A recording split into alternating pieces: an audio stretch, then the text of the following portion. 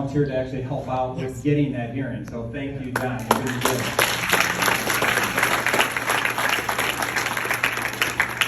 But I've not gotten a date yet.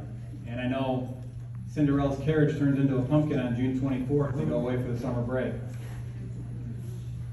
So we've got some work to do.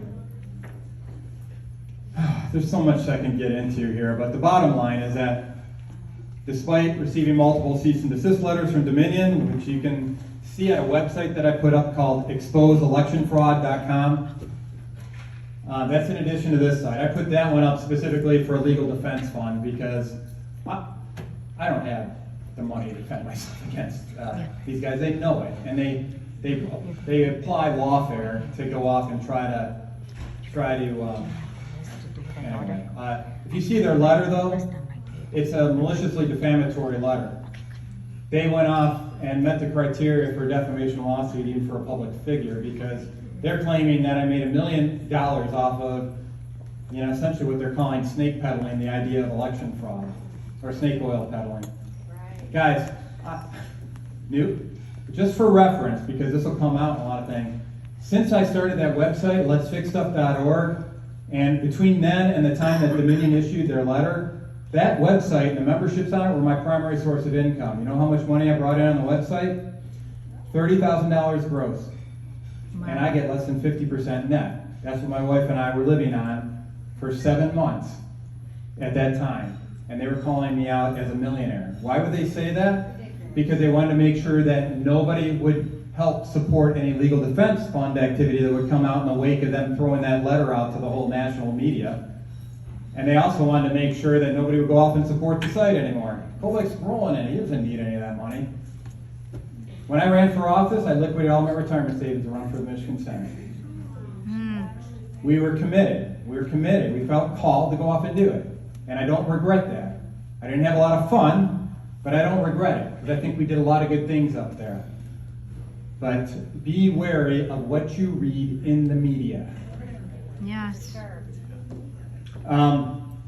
Particularly around what happened on January 6th, by the way. Yeah. That's right. Yeah. So please go to exposeelectionfraud.com. You'll see what Dominion put out, their letter. You'll see my response.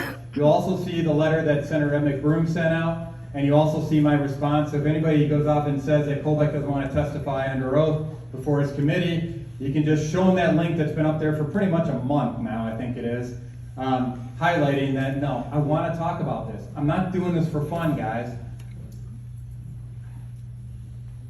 So, despite receiving all these threats, I'm still committed to exposing election fraud. And why is that? Well, in 1856, America's commitment to freedom was tested, and we failed. As a result, over 620,000 Americans died 4 years later in an effort to restore that commitment. I don't want to repeat that failure. We need to restore an appreciation for freedom. We need to restore the integrity of all of our institutions of government. We need to restore an appreciation for the rule of law. We need to restore an appreciation for the principles that they held dear in that 1856 platform. And we need to restore the integrity of our election processes. That's right. There is no 2022 until we resolve what happened in 2020. Yes! Woohoo! Chuck Schumer is likely not the Senate Majority Leader, not the real Senate Majority Leader. Nancy Pelosi is not likely the real Speaker of the House. And I can tell you for a fact that Joe Biden may have the keys to the White House, but he was not legitimately elected president. Right. That's right. So, for those of you who are concerned with what's happening in D.C. right now under Biden, Schumer, and Pelosi, just remember, if we, like the convention delegates at the 1856 Republican Convention, seek to hold the perpetrators of the 2020 election fraud accountable for their high crimes against the Constitution, against our Union, and against humanity, there is no theft of our elections by the federal government under H.R. 1 if we hold them accountable. There's no destruction of our religious freedom under H.R. 5 if we hold them accountable.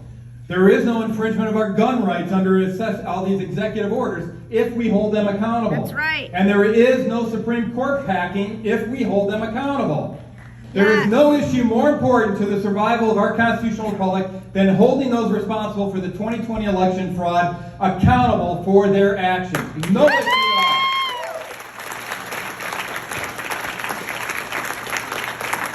The survival of an America that adheres to the fundamental principles found in our Declaration of Independence depends on it. Thank you, guys, and remember, we'll be back for questions and answers after the auction, okay? Thank you.